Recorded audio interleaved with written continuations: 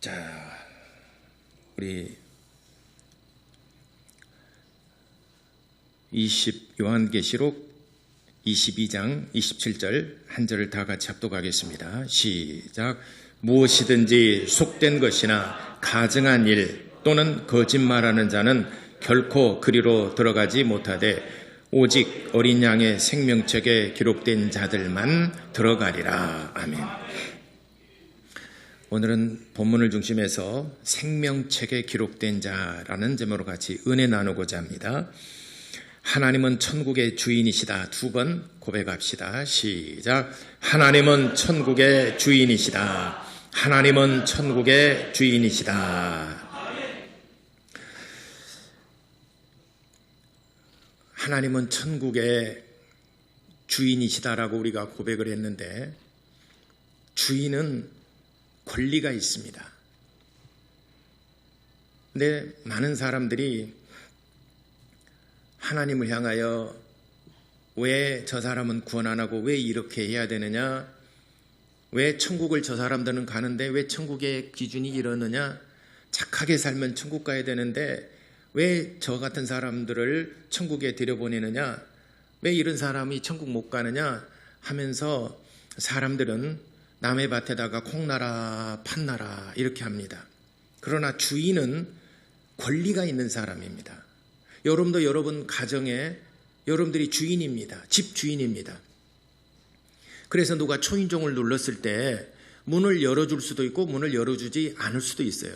내게 도움이 되고 내가 필요로 하는 사람은 문을 열어주지만 내게 도움이 안 되고 내게 나와 아무 상관이 없는 사람은 보고 문을 열어주지 않습니다.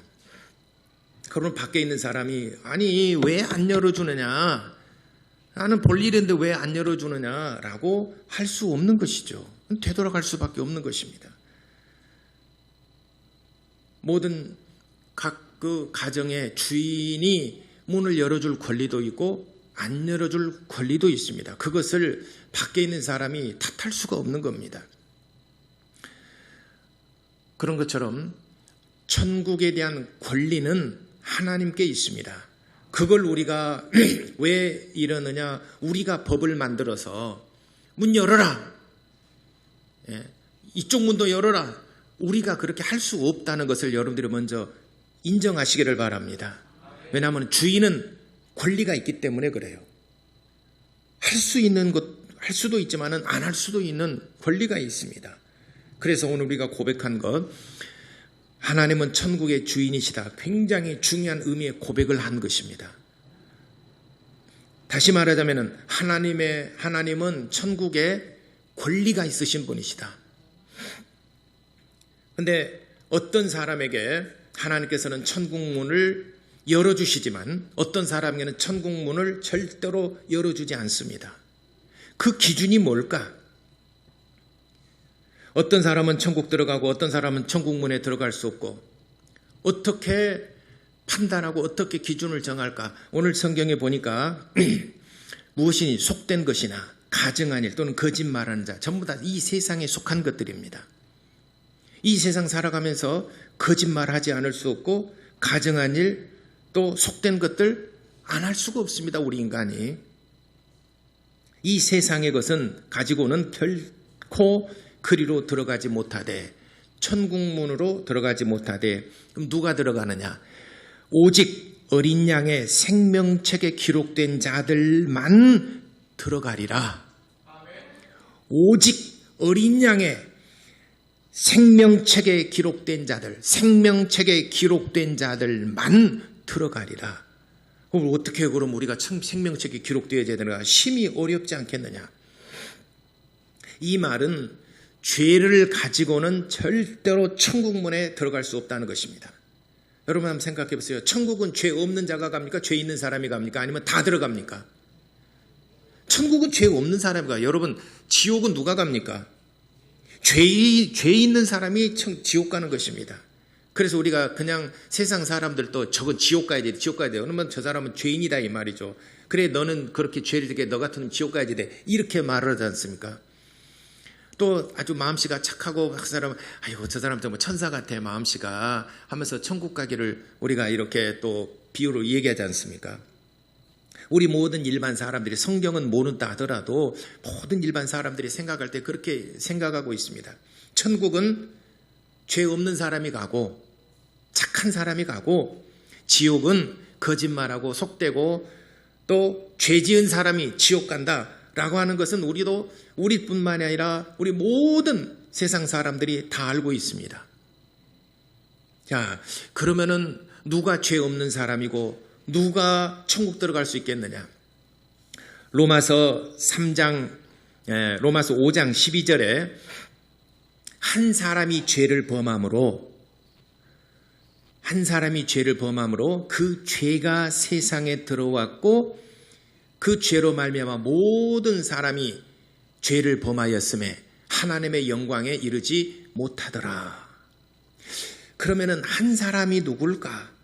한 사람으로 말미암아 죄가 세상에 들어왔다라고 그랬어요.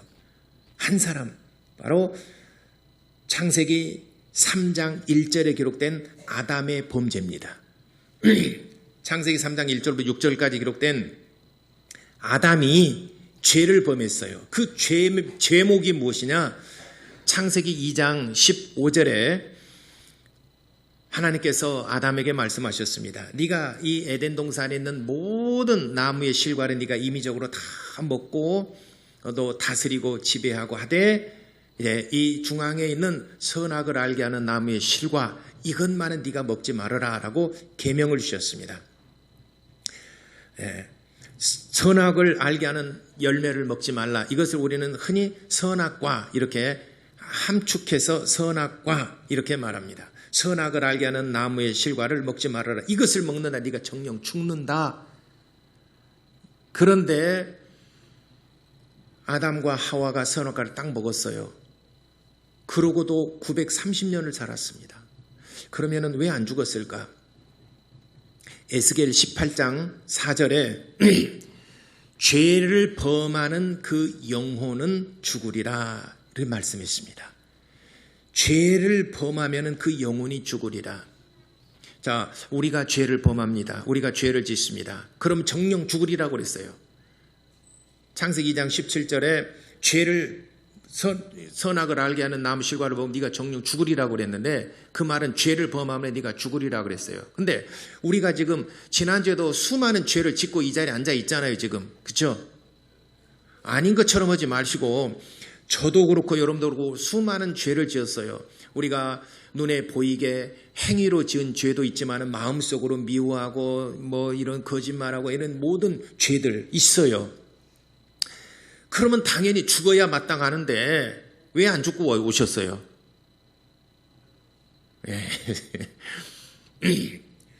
에스겔서 18장 4절에 죄를 범하는 내 영혼이 죽으리라.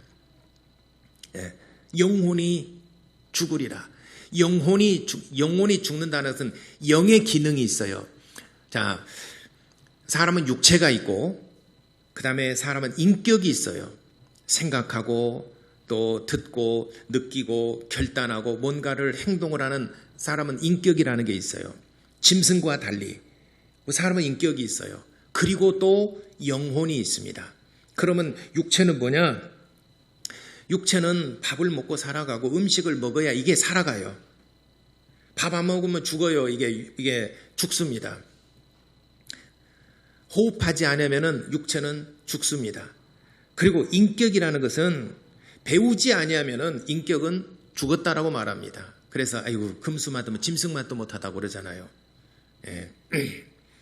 그래서 어렸을 때부터 부모가 가르치고 가정에서 또 어린이집과 유치원, 학교 가서 그리고 어떤 매스컴들을 통해서 책을 통해서 많은 것을 배워갑니다. 지식만 배우는 것이 아니라 어떤 인격적인 이런 모든 것들을 배워갑니다. 그래서 훌륭한 사람이 되죠. 훌륭한 사람, 훌륭하다는 것이 이게 뭐 세상에서 출세했다는 것이 아니라 인격적으로나 또 모든 것이 정말 사람이 됨됨이가 괜찮은 사람은 다 훌륭한 사람이라고 말합니다. 그는 이 세상의 모든 지식들이나 또는 오감을 통해서 눈으로 보고 듣고 만지고 그러면서 우리가 배워가는 것이 있습니다. 이것이 우리 인격에 도움이 되는 재료들이에요. 그럼 영은 뭐냐?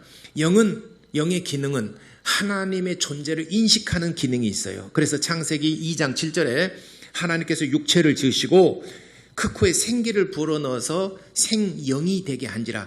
그래서 비로소 창세기 2장 7절에 우리 인간을 영적인 존재로 지으셨습니다. 영을 가진 존재. 그런데 왜 영을 가진 존재로 지으셨느냐? 바로 그 영의 기능이 하나님께서 호흡하사 숨을 그에게 불어넣으셔서 이 영은 하늘로부터 하나님께서 그에게 불어주신 생명입니다. 육체는 이 흙에서 지음을 받은 거예요. 흙에서 취해서 우리 인간의 이 육체를 지었습니다. 그래서 창세기 3장 17절로부터 우리 육체는 흙에서 왔으니 흙으로 돌아가리라 라고 그랬습니다. 그럼 흙에서 취함을 입었기 때문에 흙으로 돌아가는 것이고, 영은 하나님께로부터 지음을 받았기 때문에 또 하늘나라로 들어가야 됩니다. 그런데 사고가 생겼어요. 여러분들이 아침에 활동하러 나왔다가 집에 들어가지 못하는 경우도 있어요. 사고가 생겨서 사고를 만나서 집에 들어가지 못하는 경우도 우리 주변에 가끔 있지 않습니까? 매스컴을 통해서 보게 되면은 내 영이 하늘로부터 와서 하나님께서 호흡하시고 숨을 내쉬며 그에게 생기를 불어 생영을 주셨는데 그 영이 하나님께로 돌아가야 되는데 돌아가지 못하고 사고가 생겼어요. 왜 돌아가지 못할까? 죄를 범했어요. 죄를 범했기 때문에 하늘나라로 들어갈 수 없게 된 것입니다. 그래서 우리가 죄를 범해도 죽지 않고 지금 살아있는 것은 내 영이 죽어버렸다는 거예요. 영의 기능이 뭐라고 그랬습니까? 하나님의 존재를 인식하는 기능이 있습니다. 하나님의 존재를 인식합니다. 그래서 세상 사람들은 하나님 어디 있느냐라고 말하는데 그 영이 죽었기 때문에 하나님의 존재를 인식하지 못하고 있는 것입니다. 하나님이 안 계신 것이 아니라 죽어있기 때문에 인식하지 못하는 거예요.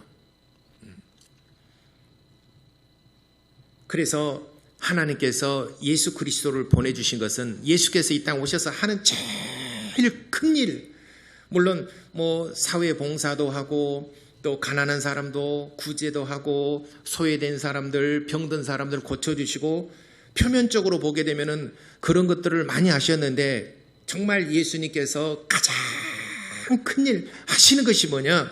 요한복음 6장 63절. 내가 살리는 것은 영이니 육은 무익하니라.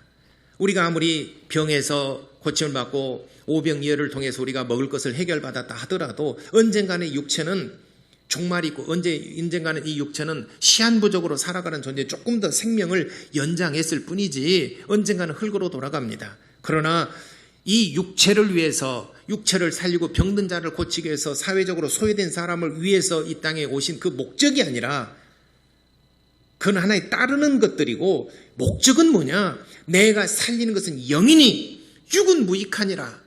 내가 육체를 살리려고, 육체에 어떤 도움을 주려고 이 땅에 온 것이 아니라 내 영혼을 살리려고 이 땅에 온 것이다 라고 목적을 분명하게 말씀하셨습니다. 만일 하나님께서 예수를 보내셔서 우리 먹고 사는 문제, 소외되고 또 질병을 고치시고 하는 문제라면은 굳이 예수를 안 보내셔도 구약시대, 예수님 오시기 전에 구약시대에도 죽은 자도 살아났고 각색 병든 자도 고침을 받았고 또 가난한 사람들, 어려운 사람들 정말 이적과 표적을 통해서 또 도와주셨고, 엘리사 선지자는 그 신학생이 죽어버렸지 않습니까? 과부가 됐어요. 그 어떻게 합니까? 그러니까 그 병들을 다 가지고 와라 그래서 이렇게 주변에 있는 병들을 가득 가지고 오니까 거기다 전부 다 기름을 채워줘 가지고 기름으로 다 빚진 거 갚고도 살았지 않습니까? 이런 엄청난 이적과 표적과 그리고 육체의 질병과 죽은 자가 살아나고, 엘리야는 또 그 사르밧 과부의 죽은 자를 아들을 살렸지 않습니까? 또 각색 병든 자들 다 고침을 받았으면, 나만 장군도 고침을 받았어요. 이방인이지만 우리가 이 사회에 봉사하고 먹고 살고 또 질병과 소외되고 이러한 사회적인 문제, 개인적 이런 환경 문제를 해결하려고 예수께서 오셨다면은 그걸만 위해서 보내실 이유는 없어요. 하나님의 아들을 십자가에 달려 빌려 죽기까지 이 문제를 위해서 오셨겠습니까? 이런 문제들은 예수님이 오시지 않더라도 구약시대에 주의 종들, 선지자들 통해서 얼마든지 해결할 수 있는 문제입니다. 그러나 예수님, 하나님의 아들 예수님께서 꼭 이 땅에 오셔야만 되는 하나님의 아들만이 해결할 수 있는 문제가 뭐냐? 그거는 내 영혼을 살리는 것입니다. 내 영혼을 살리는 것은 오직 하나님의 아들만 하실 수 있는 유일한 분이십니다. 그래서 하나님이 그 아들을 보내셨을 때 예수께서 이 땅에 오셔서 말씀하셔요. 내가 살리는 것은 영이니 죽은 무익하니라. 육체를 위해서 왔다라고 생각하지 말아라. 내가 많은 이적과 표적을 행하고 죽은 자도 살리고 또 각색 병든 자를 고쳤다라고 해서 이것만 위해서 왔다라고 너희들이 오해하지 말아라. 내가 이 땅에 온 것은 너희들의 영혼을 살리려고 왔다. 내가 살린 것은 너희의 영이니라. 그럼 영이 얼마나 중요하길래 하나님의 아들이 이 땅에 오셔서 십자가에 피 흘려 죽으셨을까? 우리의 영이 얼마나 중요하기에. 우리 육체가 있고 인격이 있어요. 이것만을 위해서 오신 것이 아니라 바로 내 영을 위해서, 영혼을 살리기 위해서 오셨다. 영이 얼마나 중요하기에. 그러면은 우리의 영의 값어치와 하나님의 아들이 죽음을 맞바꿀 만큼 그렇게 우리 영혼이 소중한가? 그렇습니다. 그럼 영의 기능이 뭐냐? 영이 하는 일이 뭐냐? 영이 죽었기 때문에. 왜 영이 죽었습니까? 에스겔 18장 4절 범죄하는 내 영이 죽으리라. 그 영이 살아나면은 하나님의 존재를 인식하기 시작합니다. 세상 사람들이 또 여러분 여기 앉아있지만 왜 하나님을 아직도 인식하지 못하고 왜 하나님을 아직도 만나지 못했는가? 아직 여러분들의 영혼이 깨어나지 못했기 때문에 그렇습니다. 세상 사람들 영이 죽었지만은 아직 교회 다니면서 하나님의 존재를 완전히 체험하지 못한 것은 아직 기절해 있기 때문에 그런 것 같아요. 이제 죽음에서 막 깨어나려고 이제 기절해 있는 제 말입니다. 인식하지 못하기 때문에 그런 거예요. 근데 하나님의 아들 예수께서 이 땅에 오신 것은 그 영을 살리기 위해서, 내가 살린 것은 영이니 육은 무익하니라. 내가 너희에게 이르는 말이 영이요 생명이라. 이렇게 말씀하셨습니다. 그래서 하나님의 아들 예수께서 이 땅에 오셔서 정말 해결하신 정말 큰 문제, 우리의 영을 살려주셨다는 것. 그럼 어쨌든 내 영이 살아나게 되면 하나님의 존재를 인식하게 되고 하나님을 섬기게 되고 또 하나님을 알게 되고 하나님께 내가 어떻게 어떤 자세 어떤 마음으로 하나님을 섬겨야 될 것일까? 우리의 자세와 모습이 확 달라집니다. 그래서 우리는 그러면은 그 죄가 어디서부터 왔느냐? 아까도 말씀드린 것처럼 로마서 3장 23절에는 그렇게 말씀하셨습니다. 한 사람 아담이 죄를 범하였음에 하나님 앞에 의롭다함을 얻을 육체가 하나도 없다라고 그랬습니다. 한 사람 아담으로 말미암아 죄가 세상에 들어왔고, 그러면은 아담이 범죄하기 그 이전에는 죄가 있었을까요? 없었을까요? 죄가 있었습니다. 그 죄가 아담으로 말미암아 세상에 들어왔고 이렇게 표현하고 있어요. 로마서 5장 12절에 한 사람 아담으로 말미암아 죄가 세상에 들어왔고, 하나의 아담이 범죄하는 것은 그 기존에 있던 죄라는 것은 천사의 타락을 말합니다. 이 지구, 이 우주가 창조되기 이전에 천상에서 타락한 천사가, 그를 우리는 사탄이라고도 하고 마귀라고도 합니다. 이미 타락이 있었어요. 그 죄가 아담으로 말미암아 세상에 들어왔고, 아담의 범죄, 선악과 사건이 이 세상에 죄가 들어오는 통로가 되어버린 것입니다. 그래서 그 죄가 세상에 들어왔으므로 그 죄로 말미암아 모든 사람이 사망에 이르렀느니라. 말하자면은 엊그제 그 독극물 그 사건이 있었지 않습니까? 회사에 그 생수를 마셨는데 그 독극물이 있어가지고 결국은 오늘 아침에 뉴스 들어보니까는 그 결국 회생하지 못하고 돌아가셨더라고요. 그러니까 우리가 이게 보기에는 생수병이거든요. 거기에가 뭐 이렇게 색깔이랄지 뭔가 확실하게 냄새랄지 뭔가 있으면은 안 마시겠죠. 근데 생수병이에요. 그냥 생수예요. 근데 그 안에 독극물이 들어가 있는 거죠. 모르고 그냥 마셨어요. 죄라는 것이 바로 그렇습니다. 우리는 모르고 살아가는 거예요. 그래서 죄가 꼭 밖으로 드러나야지만이 사람들은 죄라고 말하는데 이미 마음속에 죄의 씨가 있어요. 사람이 자람에 있어서 어린아이들이 자라면서 죄의 씨가 함께 자랍니다. 인격과 함께 자라서 그 죄의 열매가 밖으로 드러납니다. 여러분 어린아이들한테 거짓말하라고 가르치고 또 그 때를 쓰라고 가르치고 또 이렇게 애들한테 가르칩니까? 애들한테 절대 안 가르치고 오히려 그렇게 하게 되면 너 거짓말하지 말아라. 너 왜 그러냐면서 나무래고 그거 하면 안 된다라고 그러지 않습니까? 그래도 교묘하게 거짓말하고 속이고 생때를 쓰고 울고 마음 상하게 하고 친구들하고 싸우고 막 그러지 않습니까? 누가 그거 가르쳐줄 수 있습니까? 안 가르쳐줘도 이런 것들이 막 자라는 것은 인격이 자람에 있어서 그 죄의 씨가 싹이 트고 함께 자라는 겁니다. 그래서 어느 순간에가 죄의 열매들이 밖으로 드러나게 된 거예요. 그래서 이런 죄를 가지고는 결단코 천국에 들어갈 수 없다. 그럼 누가 천국 들어가느냐? 죄 없는 자가. 그래서 하나님의 아들 예수께서 이 땅에 오신 것은 바로 우리 모든 인간이 죄를 범하였다. 나는 지금까지 한 번도 죄를 지은 사실이 없습니다 라고 말한다면 요한일서 3장 요한일서 1장 8절에 네가 만일 1장 8절인가 1장 8절 그 전에서부터 말했습니다. 네가 만일 나는 죄 없다. 나는 죄가 없다. 내가 지금까지 한 번도 죄를 짓지 않았다라고 말한다면은 너희가 하나님을 거짓말하는 자로 만드는 것이고 네가 스스로 속는 것이라 라고 그랬습니다.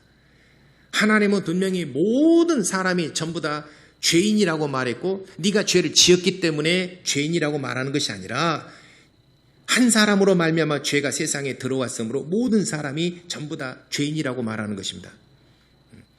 하나님은 결론적으로 우리 모든 인류는 죄인이라고 말하는데 나는 죄를 짓지 않았습니다 라고 말하는 둘 중에 하나 누구는 거짓말하는 것이지 않습니까? 그래서 네가 하나님을 거짓말하는 자로 만드는 것이라 이렇게 요한일서 1장에는 기록하고 있습니다. 그래서 이런 죄의 문제를 해결해 주셔야지만이 우리가 천국 갈 수 있습니다. 우리가 죄의 문제를 해결해야지만이 천국 갈 수 있지 않습니까? 그래서 그 죄의 문제를 해결해 주신 유일하신 분이 바로 예수 그리스도이십니다. 이 죄의 문제를 해결하는 분은 선지자들로도 안 됩니다. 말씀으로도 안 됩니다. 누군가가 내 죄값을 대신 치러주셔야지만이 내가 죄에서 자유함을 얻는 것이지. 물론 먹고 사는 문제나 질병이나 이런 모든 여타 이런 우리가 살아가는데 모든 문제들은 하나님께서 이적과 표적을 통해서 얼마든지 하실 수 있습니다. 그러나 죄의 문제만큼은 말씀으로 용서하실 수 없습니다. 누군가가 내 죄값을 치러줘야 됩니다. 그래야 우리가 자유함을 얻어요. 대통령에게는 특별 사명권이라는 게 있습니다. 대통령이 교도소 방문해서 아유 나와 나 그동안 고생했으니까 이 사람은 내가 알기로는 억울하게 나와 그래서 놓아줍니다. 대통령에게는 특별 사명권이 있습니다. 그래서 이 사람을 놓아줬습니다. 그러면은 이 사람은 자유를 얻습니까? 아니면 여전히 죄인입니까? 자유를 얻습니까? 죄를 용서받은 겁니까? 아니면 이 사람은 여전히 죄를 가지고 탈옥한 격이 된 것입니까? 여전히 죄를 가지고 탈옥한 것입니다. 왜냐하면 법적인 절차를 밟질 않았어요. 아무리 대통령에게 사명권이 있다 하더라도 법적인 절차를 밟아야 됩니다. 법적인 절차가 없이 그냥 대통령이 교도소에 방문해가지고 그냥 꺼내줘서 내보냈다 그러면은 그 사람도 여전히 죄를 가지고 있거니와 그 죄인을 내보낸 나도 대통령도 범죄에 가담하는 것이 되어버린 것입니다.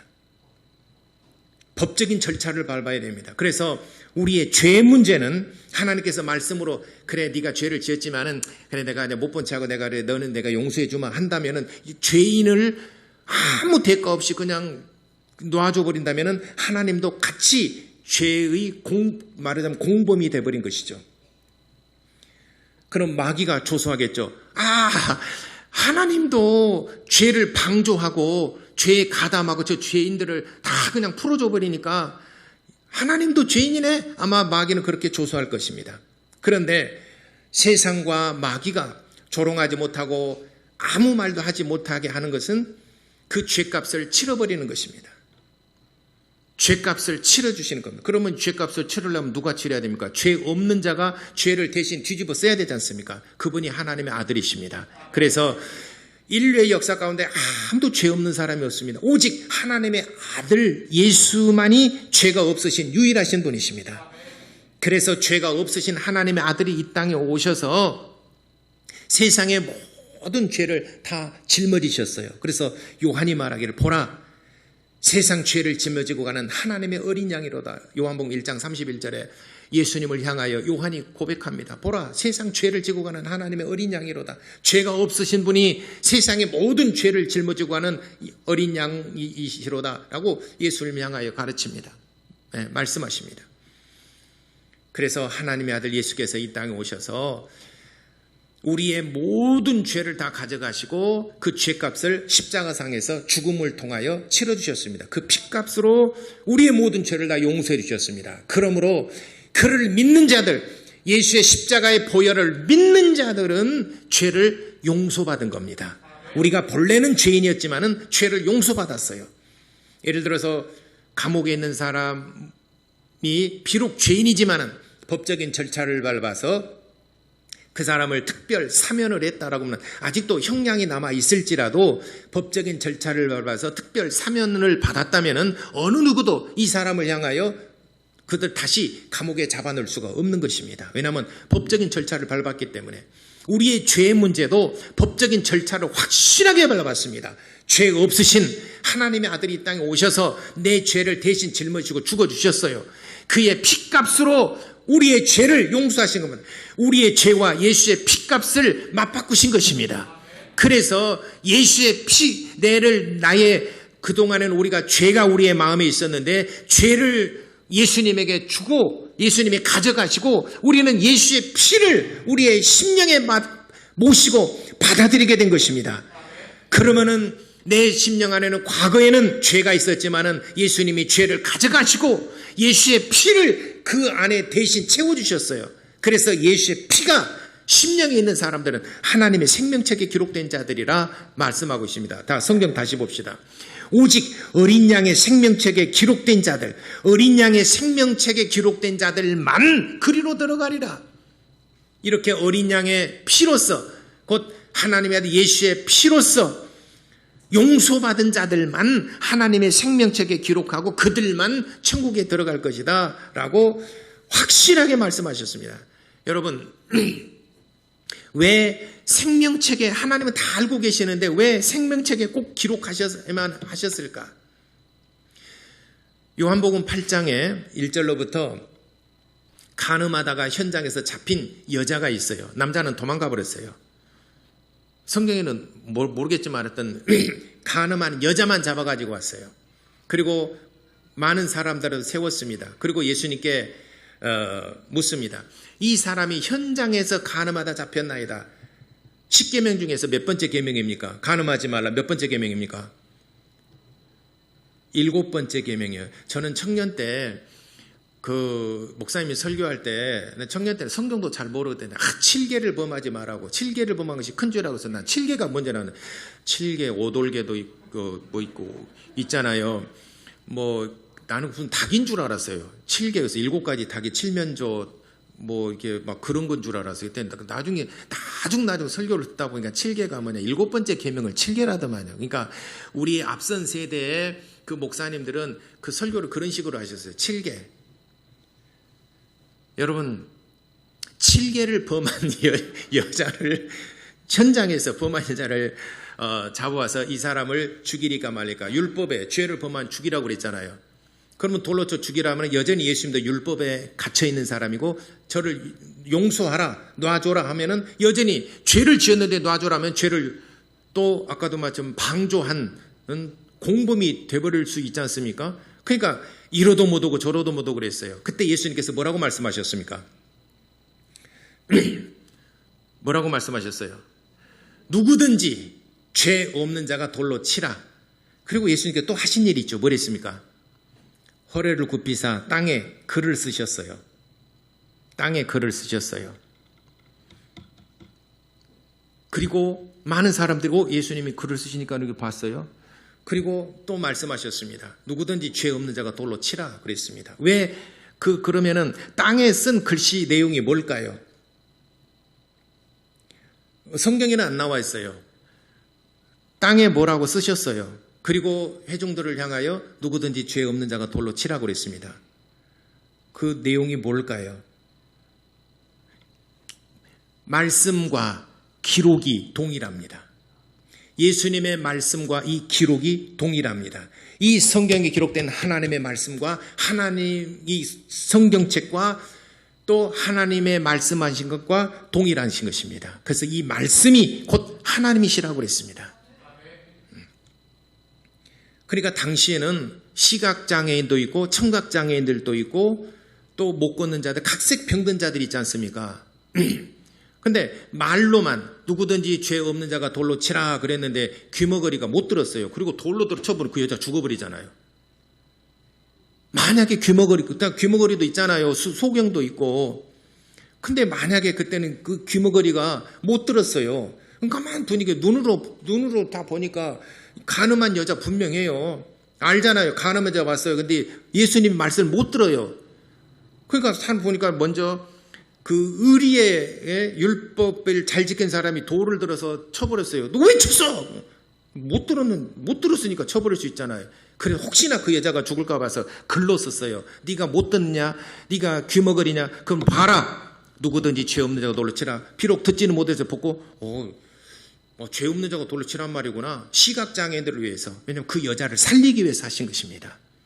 그래서 예수님께서는 그 여자를 살리는 것이 목적이. 그러니까 시각장애인이나 청각장애인이나 누구나 돌을 들어서 그를 치지 못하게 하셨어요. 이게 예수님의 은혜이십니다. 그래서 생명책에 꼭 기록한 건 뭐냐? 봐라! 누구든지. 요한계시록 3장 5절. 요한계시록 3장 5절 한번 봅시다.